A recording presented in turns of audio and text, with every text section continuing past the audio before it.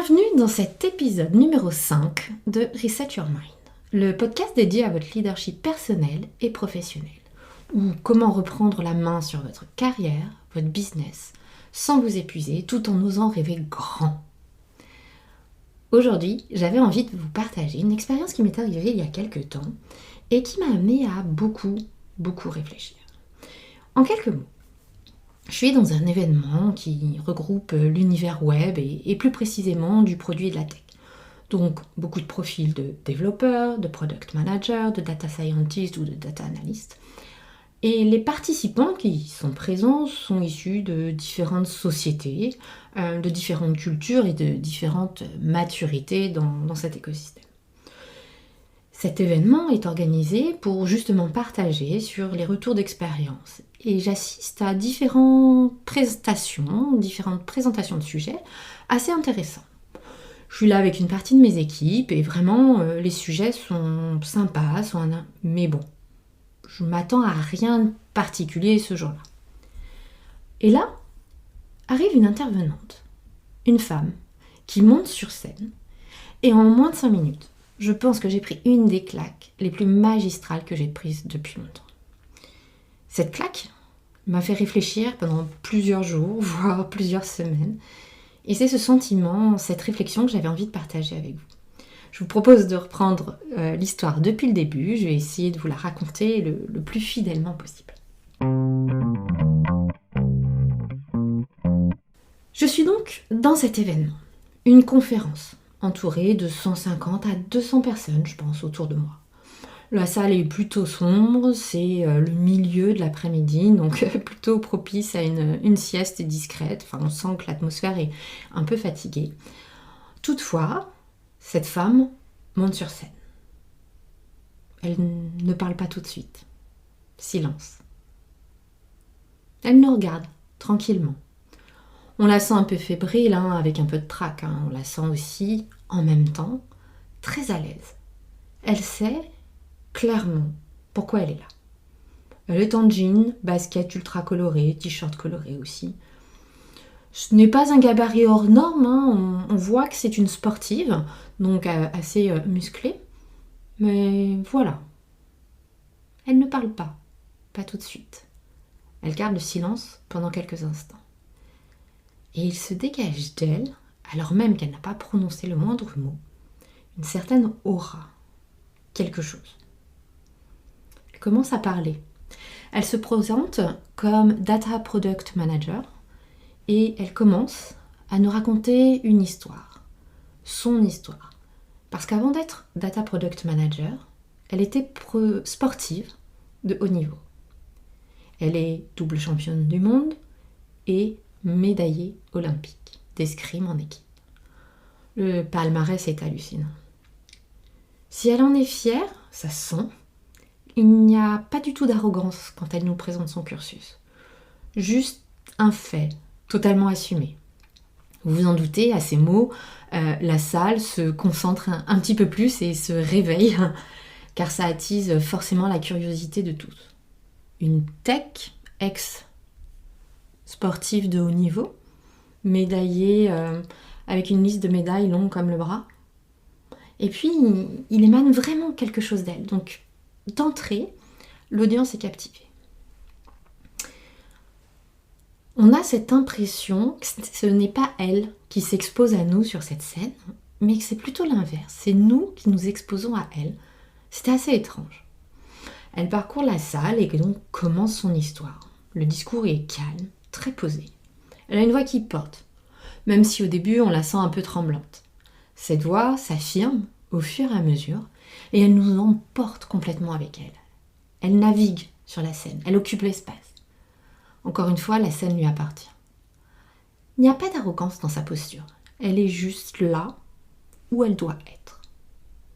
Et elle nous raconte son histoire de sportive de haut niveau, de la difficulté que ça a été de vouloir faire un sport d'escrime dans un environnement familial où l'escrime n'était pas du tout au cœur des préoccupations, d'être une femme dans ce milieu-là, aussi bien auprès de sa famille que de son environnement sportif, de la chasse aux performances, de la compétition avec soi-même et aussi avec les autres.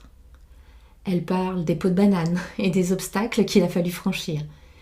Elle en parle avec une grande transparence, une grande honnêteté. Elle nous parle des centres de formation, des stages pour toujours s'améliorer, qu'elle enchaîne les uns après les autres. Elle nous parle de la vie dans ces centres de formation. Elle nous parle de sa Guadeloupe natale, qu'elle a quittée à peine majeure, et de ce que c'est que de passer des Noëls seule en métropole, parce qu'elle n'a pas les moyens de revenir en Guadeloupe, et qu'elle passait Noël, ses premiers Noëls, seule, loin de ses proches et de sa famille. Elle nous partage aussi ce qui lui a permis de tenir le coup, de surmonter les obstacles. Son secret est assez fou et simple quand elle l'exprime. Elle s'est fait une promesse à elle-même, alors qu'elle est encore une enfant. Elle s'est fait la promesse d'être médaillée aux Jeux Olympiques. C'est un rêve, c'est son rêve, et elle l'assume. C'est un rêve à l'époque, certes, mais après avoir attendu des années pour obtenir du soutien, du support dans ce rêve, elle a fini par ne plus attendre l'approbation des autres et de se donner les moyens de l'atteindre, parce qu'elle le voulait.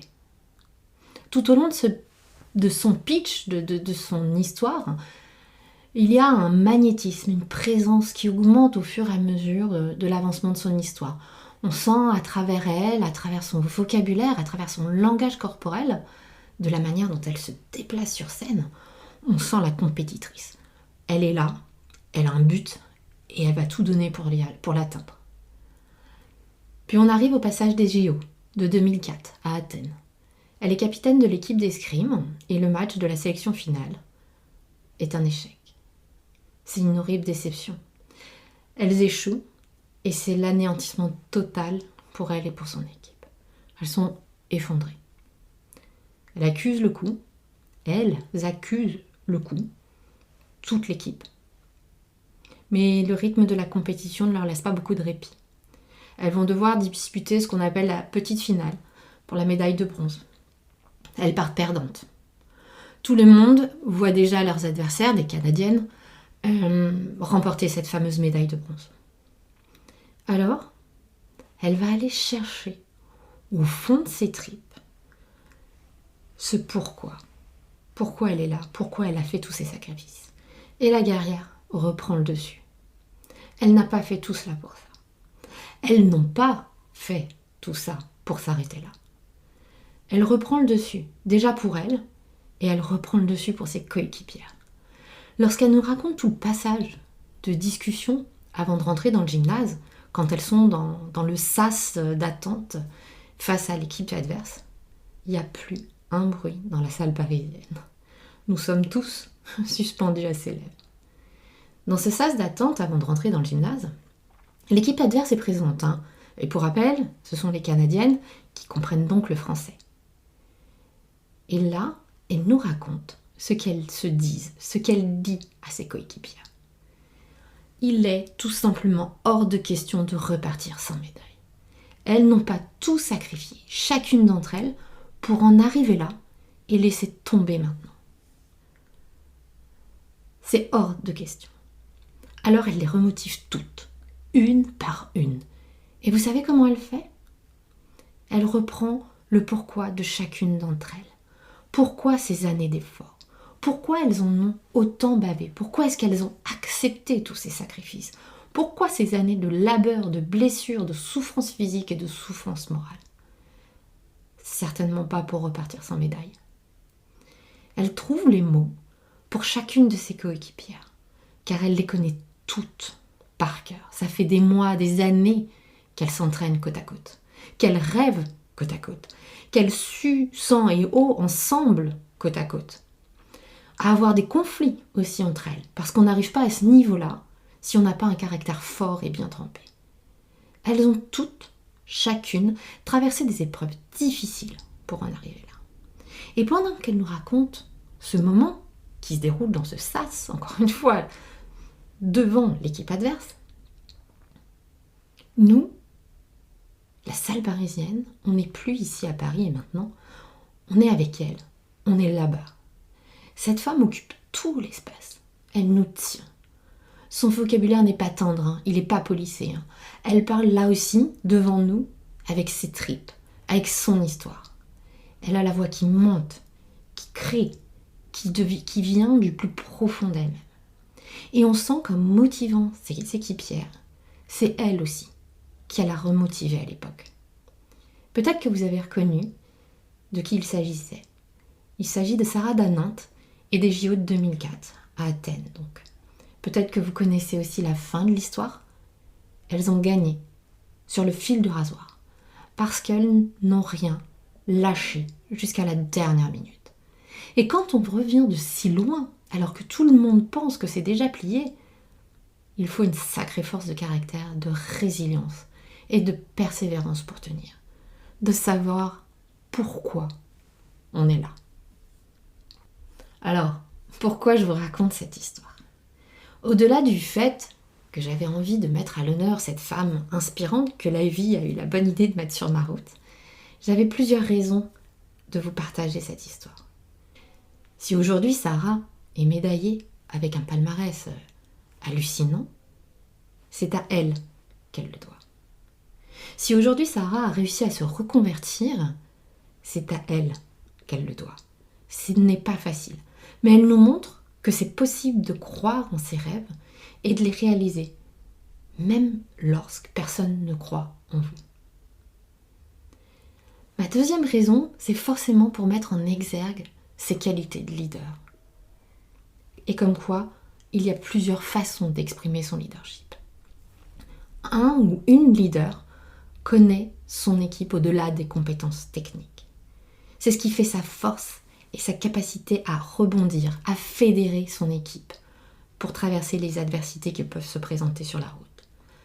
Alors, prenez le temps de discuter d'autre chose que des to-do, des deadlines et de la production lors de vos prochains one-one avec vos collaborateurs et vos collaboratrices.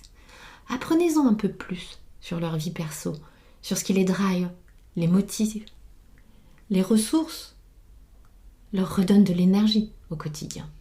Vous pourriez être surpris et surprise de vous découvrir des passions communes et surtout de mieux comprendre, de mieux anticiper leurs réactions face à l'adversité ou dans certaines situations. Mon troisième point, ce serait de vous dire un leader, donne autant qu'il ou elle reçoit. Il a fallu aller chercher dans ses tripes à elle, Sarah, pour se remobiliser. Il a fallu aller encore plus loin pour remonter le moral de ses coéquipières. Alors ne sous-estimez jamais l'impact que vous pouvez avoir, vous, sur vos équipes, dans la manière dont vous traversez les épreuves. Vous êtes un exemple que l'on aura envie de suivre, ou non. Le quatrième point, c'est la posture. J'ai été embarquée par cette femme sur scène. Elle est juste captivante. Elle nous a avoué après qu'elle aussi avait le trac, comme à chaque fois qu'elle montait sur scène, et que c'est normal, qu'elle l'acceptait maintenant. Mais pourquoi ? Tout simplement parce qu'à chaque fois qu'elle montait sur scène, elle assumait son rôle. Et cette histoire qu'elle voulait vous raconter, parce que cette histoire, le pourquoi d'elle s'était battue à l'époque, était plus important que son trac à elle. Et que raconter cette histoire aujourd'hui avait plus d'importance que son trac à elle. Donc je vous invite à vous poser la question la prochaine fois que vous aurez à prendre la parole en public, en réunion d'équipe ou en plus large audience. Même si vous n'êtes pas à l'aise. Que voulez-vous passer comme message ? Que voulez-vous que vos interlocuteurs retiennent ? Ce que vous avez à dire est important.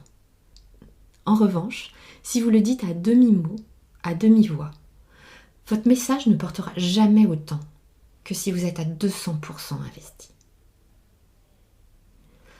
Le cinquième point sur lequel j'avais envie de revenir, c'est qu'un leader, une leader, croit en les capacités de son équipe, surtout dans les moments difficiles en temps de crise. C'est dans les moments les plus difficiles, dans l'adversité, que se révèle la force du collectif, la force de l'équipe que vous avez construite patiemment année après année. La force de l'entraide entre vos collaborateurs se révèle à ces moments-là. Et c'est extrêmement important de croire en eux et de leur faire confiance encore plus que d'habitude. Le dernier point, je pense que vous l'aurez deviné, c'est la persévérance. Ne rien lâcher jusqu'au bout, jusqu'à la dernière minute. Sarah finira son speech par « Mon extraordinarité, c'est d'être médaillée olympique. Mais on a tous quelque chose d'extraordinaire en nous. Aujourd'hui, je continue d'être extraordinaire à travers ma carrière post-sportive de haut niveau. Je continue en contribuant à montrer l'exemple de ce qu'il est possible de faire quand on croit à ses rêves. Mais l'histoire ne s'arrête pas là. À la fin de ce speech, il y a un énorme moment de silence. Forcément, tout le monde l'applaudit. À l'époque, j'ai une partie de mes équipes autour de moi lors de cet événement. Des hommes, des femmes que personnellement je trouve extraordinaires mais qui ne le savent pas assez. Je pense aussi à ce moment-là à mes coachés, mon réseau personnel ou professionnel, mon entourage en somme. Des personnes inspirantes, puissantes que la vie a mis sur mon chemin, qui donnent sans compter et qui, en un mot, sont extraordinaires dans un quotidien ordinaire. Certes, je n'ai pas beaucoup de médailles olympiques autour de moi. Et pourtant, combien occupent des postes de direction et gèrent en parallèle la mini PME familiale? Combien occupent des postes dans lesquels ils ou elles sont investis à 2000% parce que pour eux, ça fait du sens?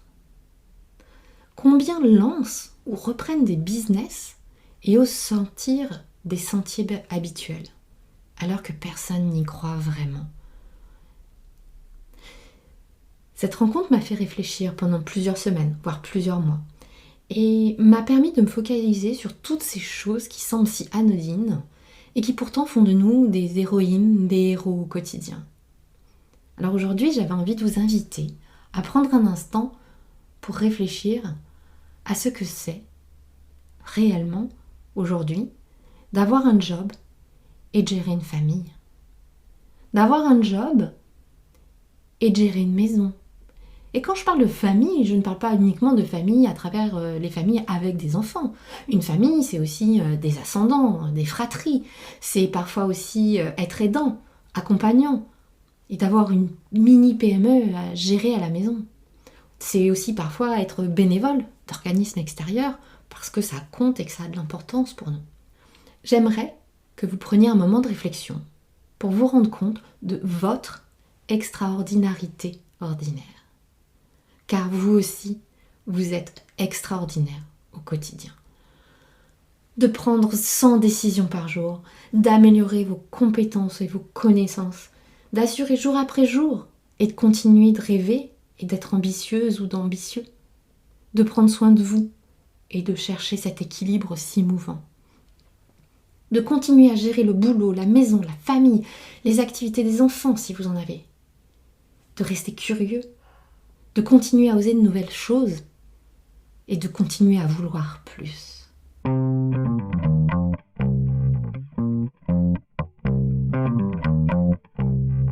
J'espère que cet épisode vous aura amené à réfléchir un peu autrement, faire ce fameux pas de côté pour voir les choses sous un nouvel angle. Je vous mettrai bien évidemment en commentaire des liens vers les vidéos de cette fameuse finale, que vous puissiez voir jusqu'au bout à quel point la persévérance et le fait de ne rien lâcher a permis à Sarah Danant de marquer les derniers points. Je vous dis à très vite, à la semaine prochaine, pour un nouvel épisode de Reset Your Mind. Si vous appréciez ce podcast, n'hésitez pas à le noter ou le commenter et ainsi m'aider à le faire connaître au plus grand nombre. Votre soutien m'est précieux. Si vous souhaitez aussi bénéficier de mon accompagnement, vous pouvez me contacter à contact@resetyourmind.fr ou sur le site web resetyourmind.fr aussi.